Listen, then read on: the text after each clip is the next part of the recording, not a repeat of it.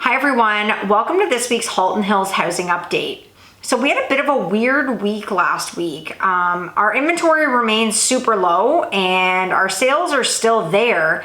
I think because it was that last week of summer, I felt it a bit too in my business. Things were just kind of slow because people were getting ready for school and just trying to enjoy that last little bit of summer. But overall, the numbers were just a little bit weird. So let's dive into what happened last week in Halton Hills.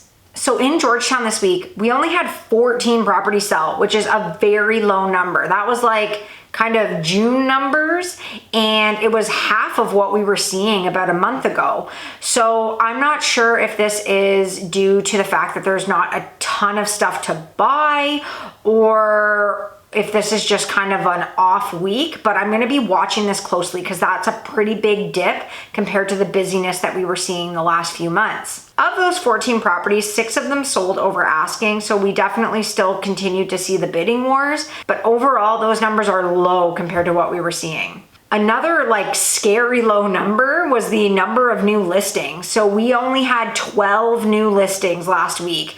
That is so low. We were seeing, between 22 and 30 new listings on average, and now to see 12, that is not great. So even though the numbers were low, our sales still outpaced our listings, so that means inventory is continuing to drop. We had a pretty big week in comparison in Acton. We had 5 properties sell in Acton, and all 5 of them sold over asking.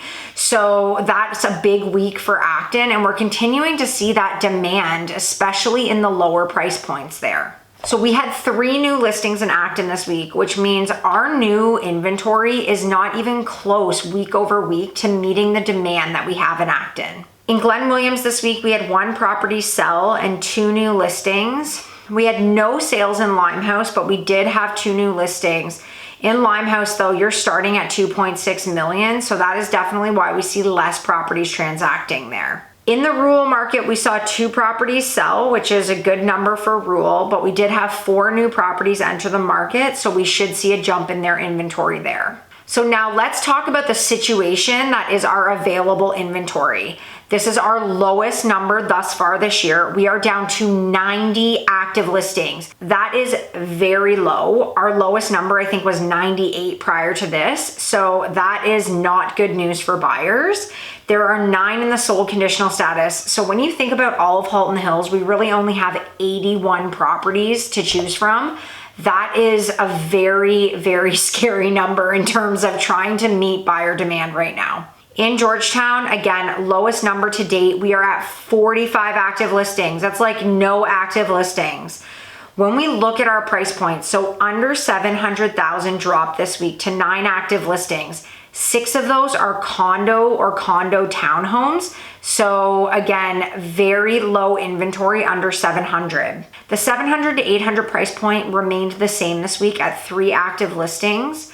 Between 800 and a million, again, stayed the same at 11 active listings. But where we saw a huge drop last week was over 1 million. We are down to 22 active listings. That is a lot of sales that we saw last week in that price point, and it seems to be picking up as the busy price point. I'm surprised, but also not surprised with how things have been going. So in Acton this week, we saw inventory drop significantly. There are only 10 active listings in Acton, which is the same story as everywhere. It is quite low. Glen Williams is sitting at 4 active listings, which is pretty normal for there.